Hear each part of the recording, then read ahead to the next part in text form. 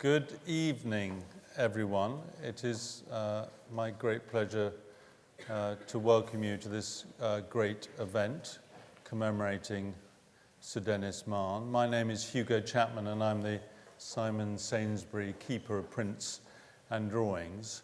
And Orietta has asked me just to sort of outline why it's such an appropriate place to honour Sir Denis. And sort of thinking about it, I came up with kind of three reasons, one of which is a more general one, which is, I think this is part of Sir Denis's, what would be called his sort of cultural quarter, because we're just around the corner from the Warburg Institute, which of course in the kind of post-war period was the great kind of centre for studying the Baroque, led by Sir Denis and others.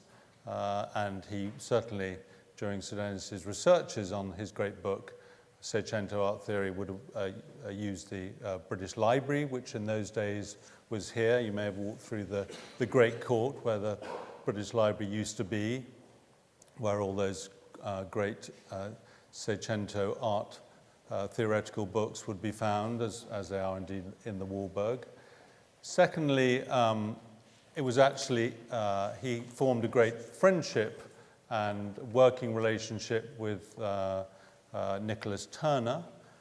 So at the end of the, after this lecture, we'll go into the study room because that's where Sir Denis and Nicholas, who started work here in 1974, began on the huge opus of cataloguing Guercino's drawings at Windsor Castle. Over 800 drawings. It is an enormous sort of doorstopper, and that really is the book that everyone who works on Guercino drawings has to go to, because it is fundamental in terms of dating and in working out. And much of that work was done here, with the drawings being delivered in batches to Princeton Drawings, and then Sir Denis and Nicholas working on them, and the book was published in 1989. And lastly, I think it's very appropriate, really the very, very particular, which is where you are. You're seated in our show of new acquisitions, and there are, which both I think gives a sense of what we're having tonight, which is about the links between old art and new art, which was something dear to Sir Denis, but also you've got on my right a work by Nicolas Poussin, the earliest known drawing by Poussin, predating his departure for Rome. And as Sir Denis, one of Sir Denis's many triumphs was the very accurate dating of Poussin's work. I know that he'd have been delighted to see that. But there are also other Baroque artists here, Simon Vouet to the right, and Pietro Cortona and Bernardo Strozzi. And I like to think, although Sir Denis, of course, was the great kind of rescued Baroque art from really being ignored by the art historical establishment, I like to think that there was always an interest in Baroque art, at least amongst lovers of graphic art. So he would have found amongst his cohort of scholars here at the British Museum, like Popham and John Gear and Philip Pouncey, they too loved Baroque art, not quite maybe with the intensity that Sir Denis did, but there's certainly Baroque art, and the great artists like Guercino and others had never fallen into the same kind of disrepair that they had in terms of painting, which of course Sir Denis raised them up. So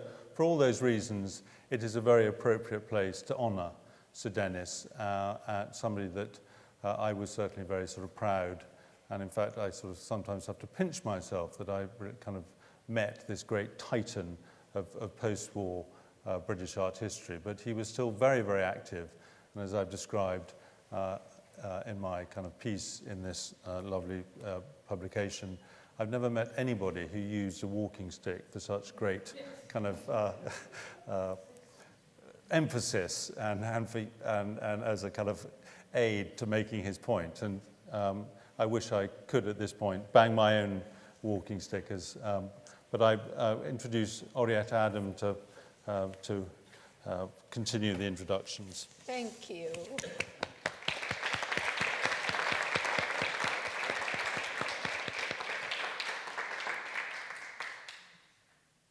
The 8th of November is Sir Denis Mahon's birthday, not to be forgotten. And he was born in 1910. And many of you will remember, in fact, that we celebrated his birthday and achievements every year on this day. This tradition remains, which is why we're here this evening. And I'm aware that the city of Cento, the birthplace of Guercino, Cristiana, is also organizing a separate celebration for him tonight. Dr. Gozzi sends regards and best wishes to all of us and joins our celebration as well.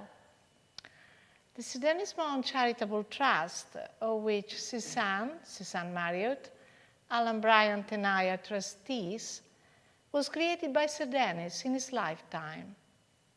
It aims to continue Sir Denis's philanthropic work, his art historical research, and his passionate promotion of young scholars.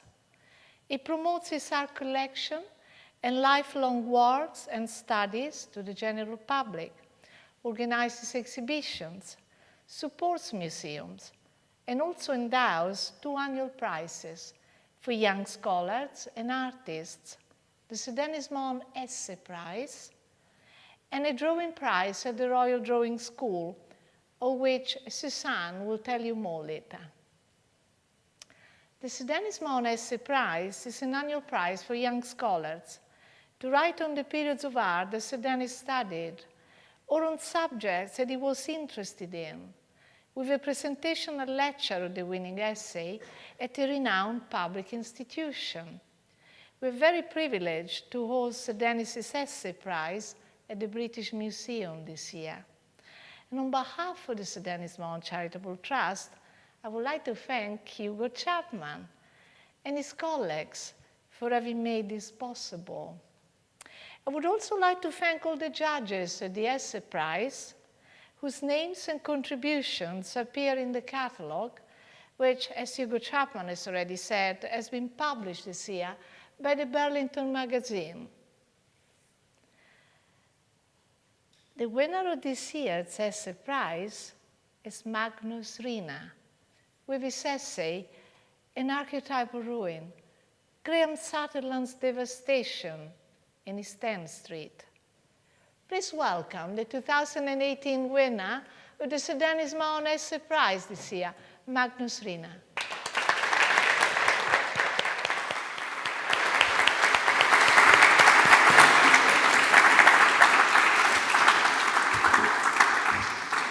Thank you, Orietta. It's a real honor to be speaking here this evening. Can everyone hear me all right now?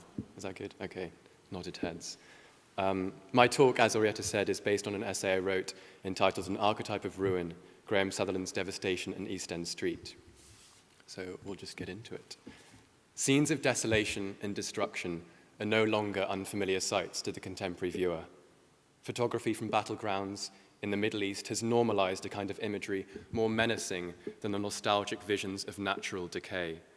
Palmyra's architectural monuments faced a far more explosive and ideologically driven demolition than these ruins at Paestum.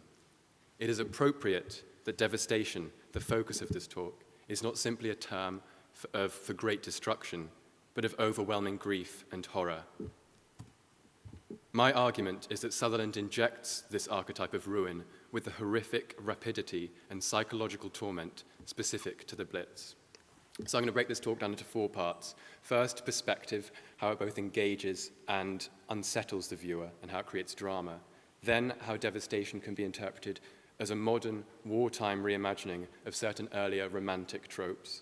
Then I'll examine Henry Moore, a friend of Sutherland and a fellow trustee with Sir Denis at the National Gallery, and how both artists working at the same time under the same war artist scheme expressed the horrors of the Blitz in similar ways. Finally, we'll consider religion and devastation, more specifically here, the painting's wavering between optimism and despair, and the ambiguity and complexity that might surround its religious outlook.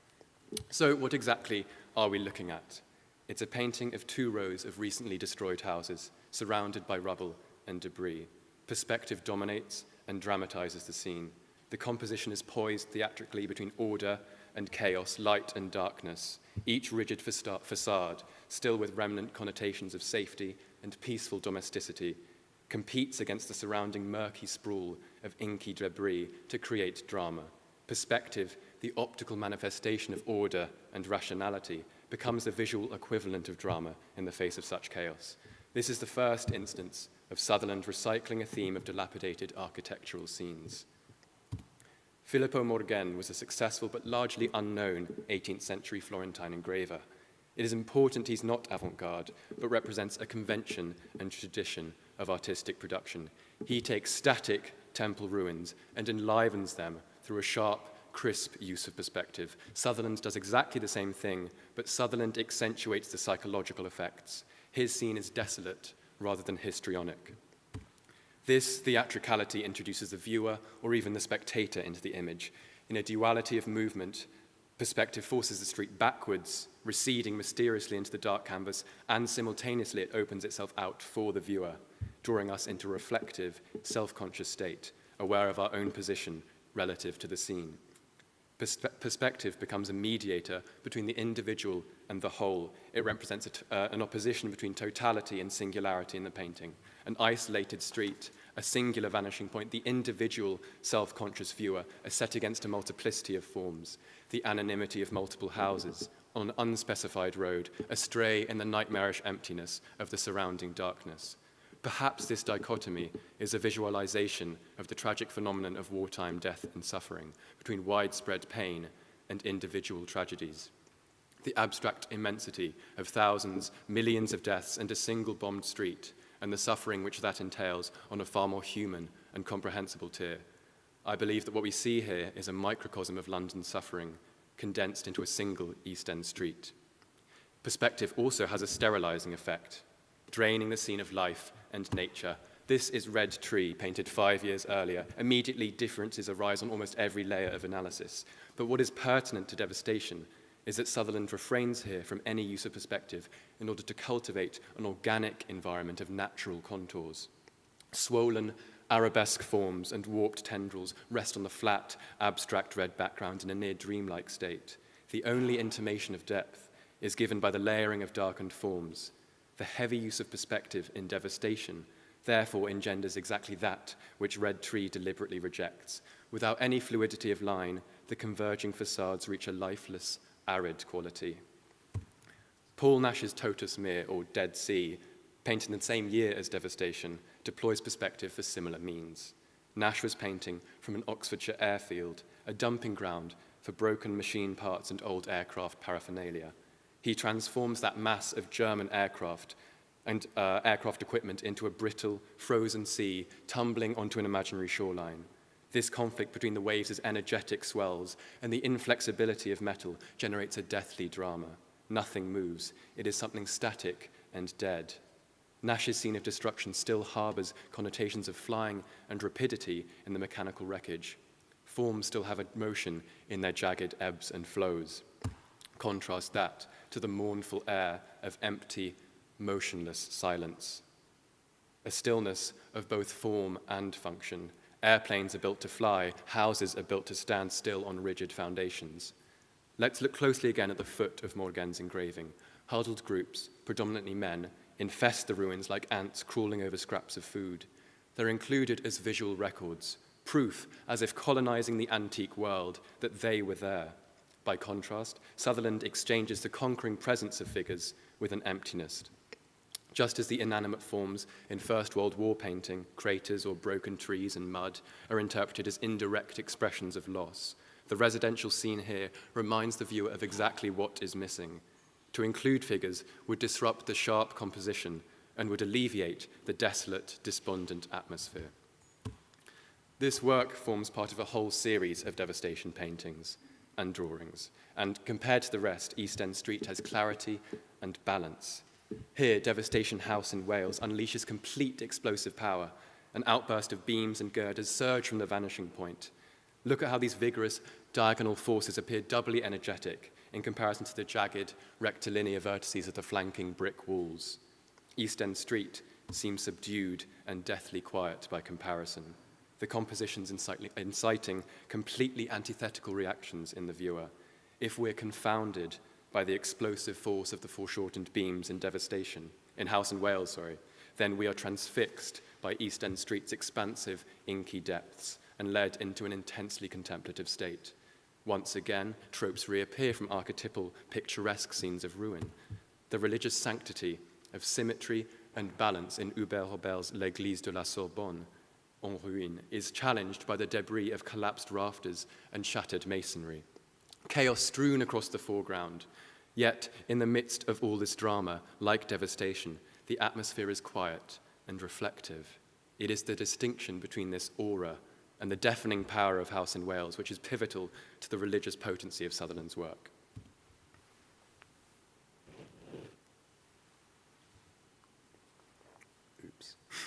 The countryside played an important role in Sutherland's childhood and early life.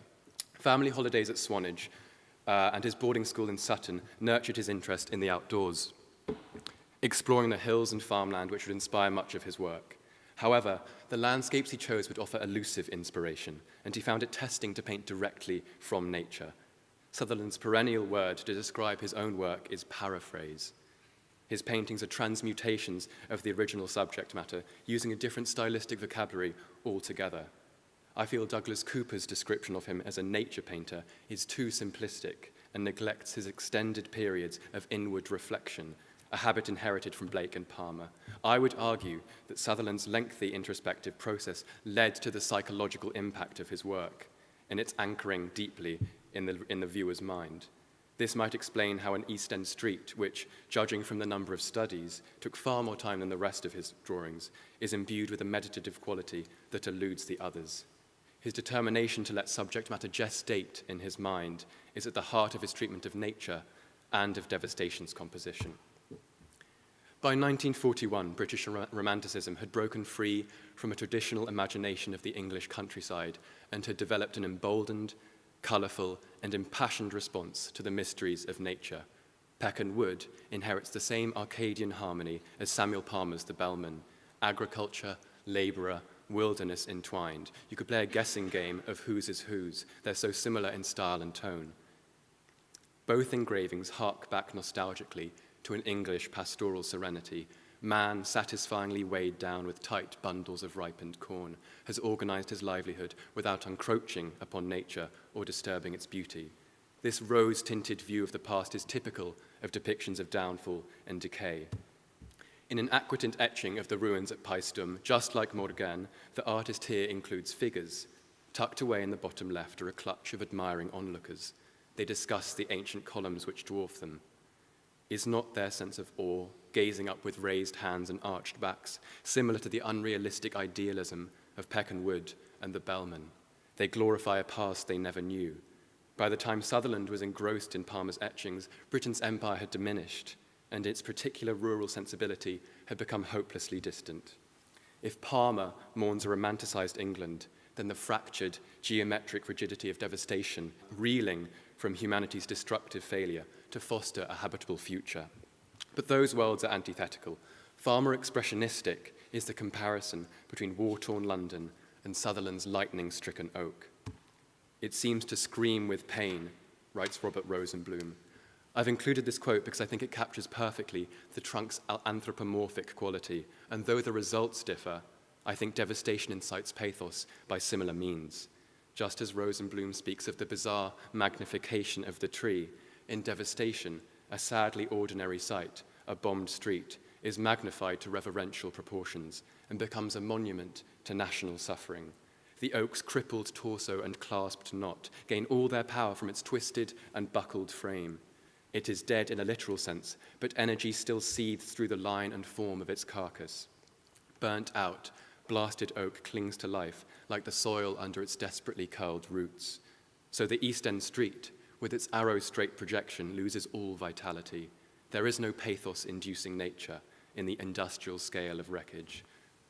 While other paintings from the series reach an anthropomorphic quality, drooping and falling like a wounded animal, their entrails hanging through floors, East End Street remains stern and inert. It is the lack of wiry, anthropomorphic forms that leads to such a hauntingly sterile scene.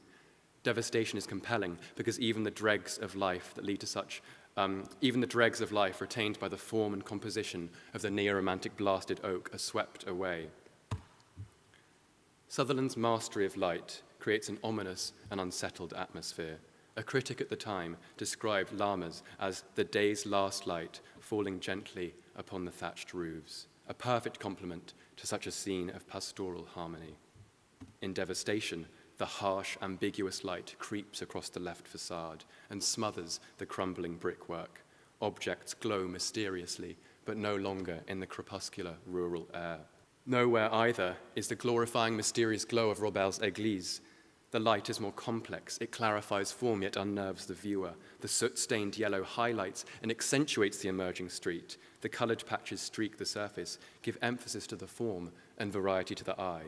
Moreover, the nature of the light itself is ambiguous. It seems to enter from the rear on the right, but it's unclear. Sutherland's perennial sunset motif seems to have seeped into the most barren and mechanistic of subject matters, with unnerving psychological effects. Perhaps a fire, burning behind Sutherland's point of view, causes the golden matte reflections off the building, or maybe something else. Irrationality arises and filters into the nocturnal atmosphere. The unbridled unconscious is at play. Perhaps the color simply symbolizes the eeriness felt so palpably within the scene. Ambiguity prevails over certainty. In September 1940, enforced blackouts plunged the city into darkness, weighing Londoners down with a unique psychological reliance on light. There's a fascinating study by Angela Wright called The Wartime Nocturne in British Painting, which draws parallels between electrical light and the nation's wavering optimism. Following the National Grid's completion in 1933, mains power became an anchor for civic productivity. Electrical power represented comfort, continuity of life itself, and the maintenance of essential war production, tangible proof that war had not wreaked havoc across England.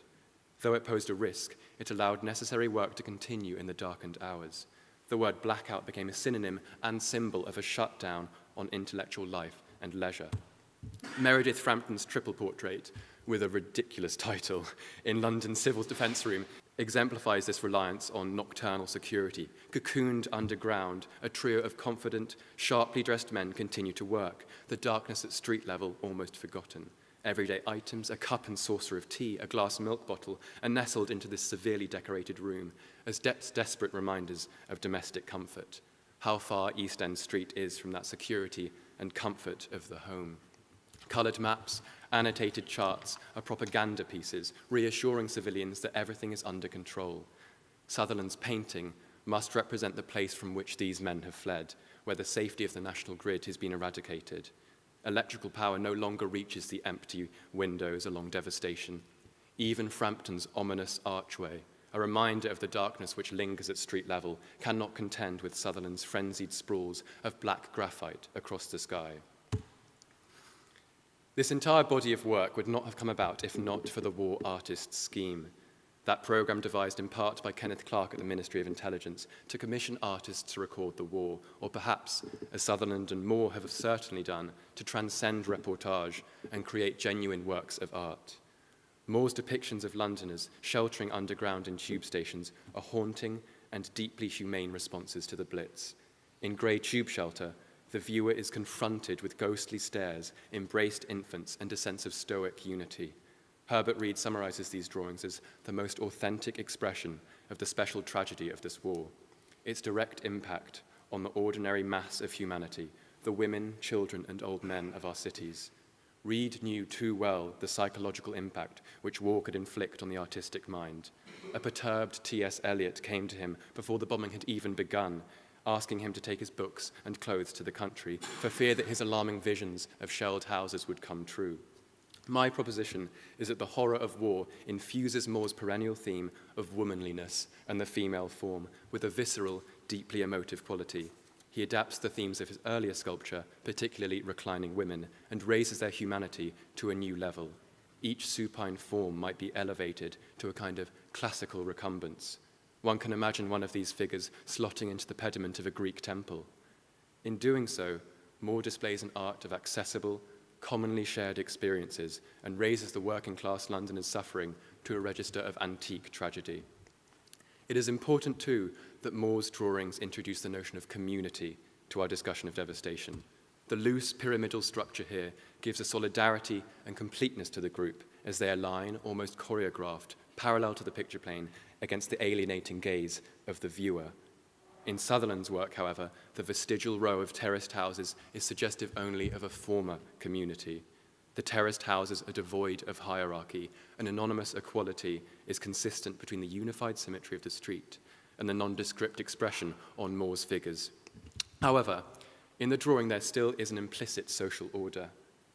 Their position is subordinate to those who look upon them. In between air raids, a dystopian zoo-like interaction developed as wealthier civilians would venture down into the tube to peer at the shelterers who felt, one of them remembered, it was degrading because they gave the impression they were looking down on us.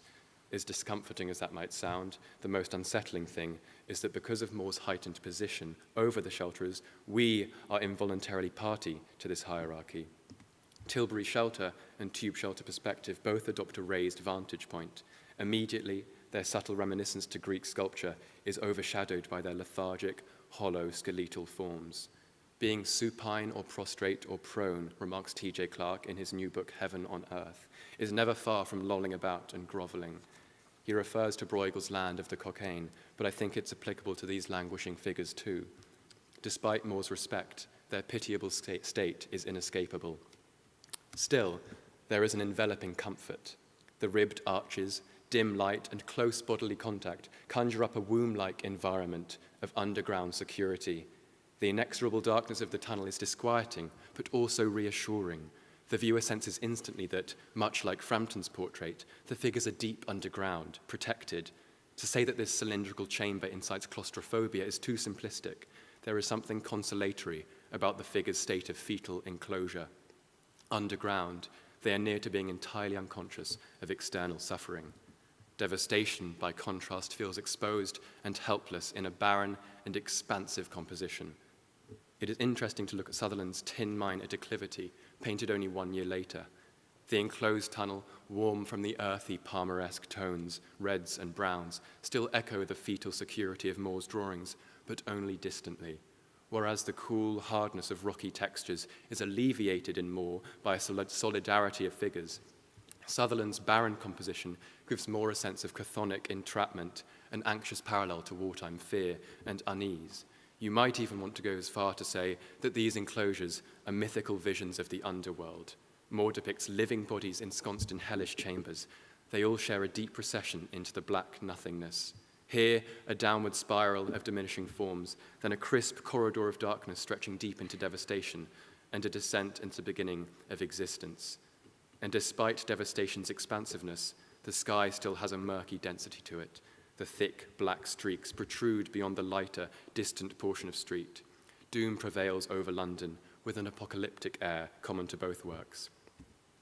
In his thesis on Moore's drawings, Alan Wilkinson writes, "The subterranean setting is timeless and anonymous. The bodies swathed like Egyptian mummies seem to belong more to the dead than the living.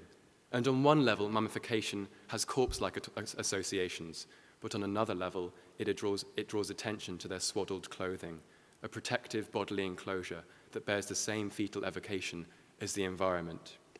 These figures are caught directly between life and death, between womb and tomb." So finally, let's consider a religious reading of Sutherland's work. At the time he was painting, Britain's retreat from France in May 1940 had provoked fears of a full German invasion of England, and alongside the fight and determination to recover, a sense of doubt was palpable.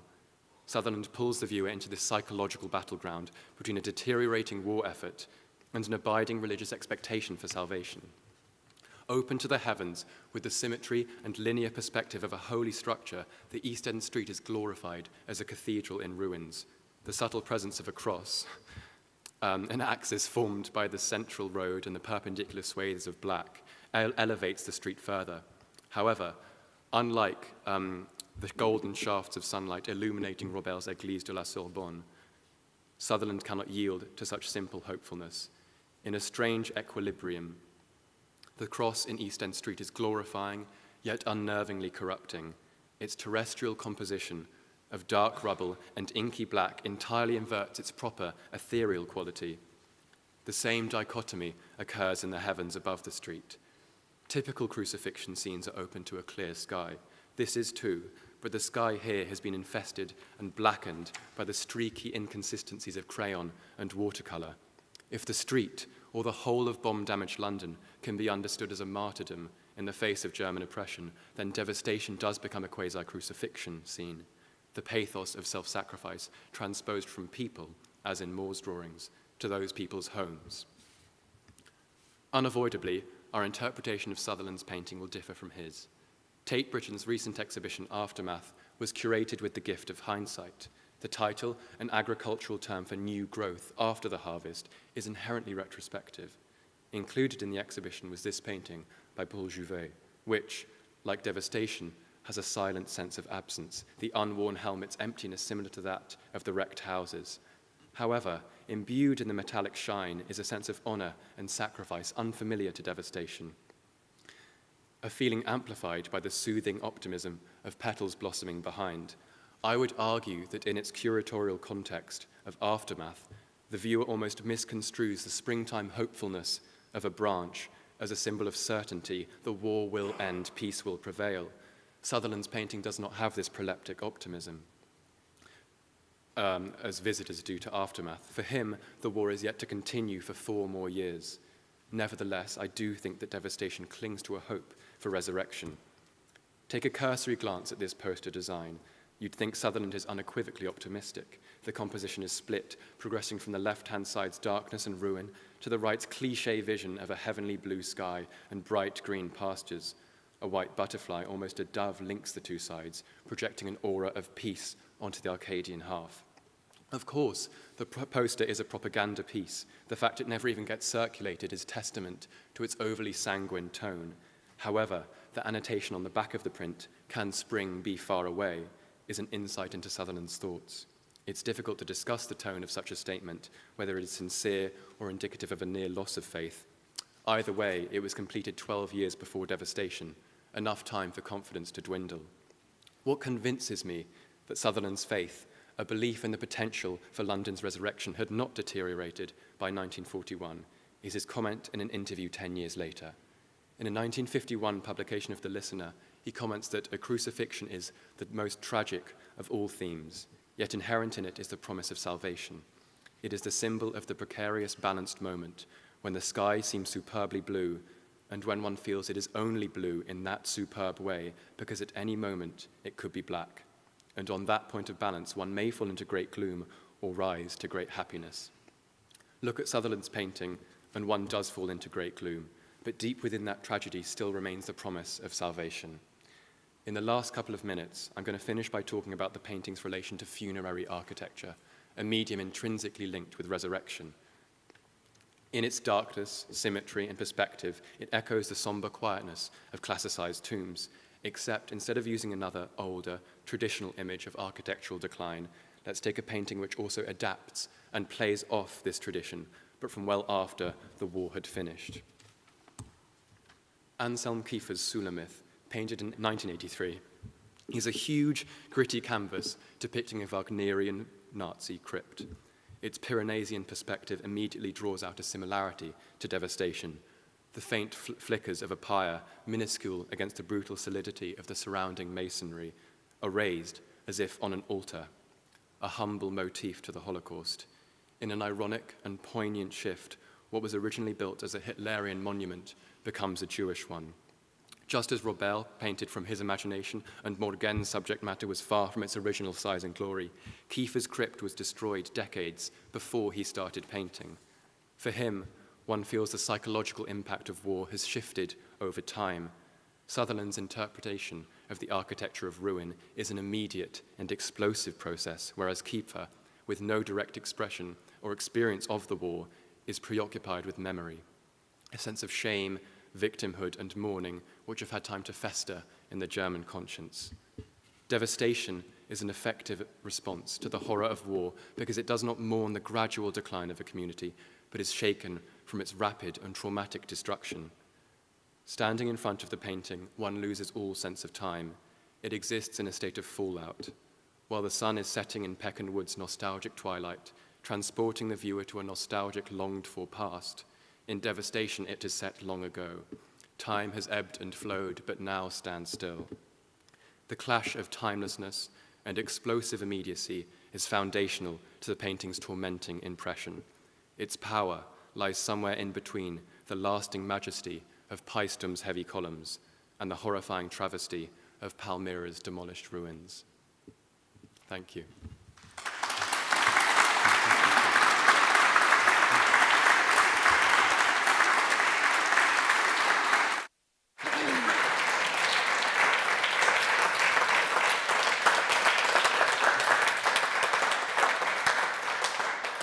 Thank you very much, Magnus.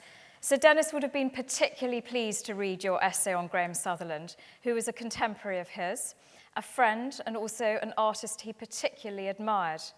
As well as being one of the most important artists of post-war Britain, Graham Sutherland was, like Sir Denis, a believer in the merits of pro bono publica, and there is some fascinating correspondence in the Sir Denis Mahon Library and Archive in Dublin, documenting their joint efforts during the post-war years.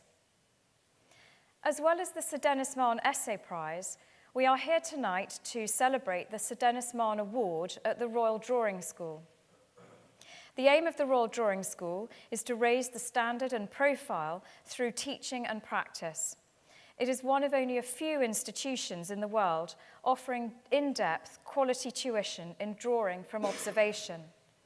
Founded in 2000 by His Royal Highness the Prince of Wales and artist Catherine Goodman, the Royal Drawing School runs the Drawing Year, an intensive MA-level postgraduate programme offering artists up to 30 students the opportunity to focus on drawing from observation for one whole academic year. All students are awarded a full scholarship, studio space, and receive tuition from a distinguished faculty of over 75 practicing artists. The school also runs the Foundation Year, a full-time skills-based course for 18 to 19-year-olds, the Young Artists Programme for artists aged 10 to 18 who have an aptitude for drawing, and delivers a programme of daytime and evening drawing classes which are open to the public and accessible to the widest array of students. The Sir Denis Mahon Award was created in 2011 to honour the memory of Sir Denis Mahon and his lifelong passion for painting and drawing. During his lifetime, he was a great supporter of the Royal Drawing School, formerly the Prince's Drawing School, and this annual award was created to give a recent graduate of the Drawing Year the opportunity to continue to focus on drawing from observation and to develop their work. A prize of £10,000 is awarded by the Sir Denis Mahon Charitable Trust to an outgoing Drawing Year student to enable them to continue their practice as an artist, and the award goes towards a studio space for the duration of the year, as well as a solo selling exhibition. It seemed fitting this year to bring together the Essay Prize and the Sir Denis Mahon Award. So I'd now like to invite you into the Prints and Drawing Study Room to meet the artists who have been the recipients of the Mahon Award since 2011. The works they have brought with them are in fact for sale, should you wish to buy them. And then please also join us afterwards for dinner in the Great Court Restaurant. Thank you.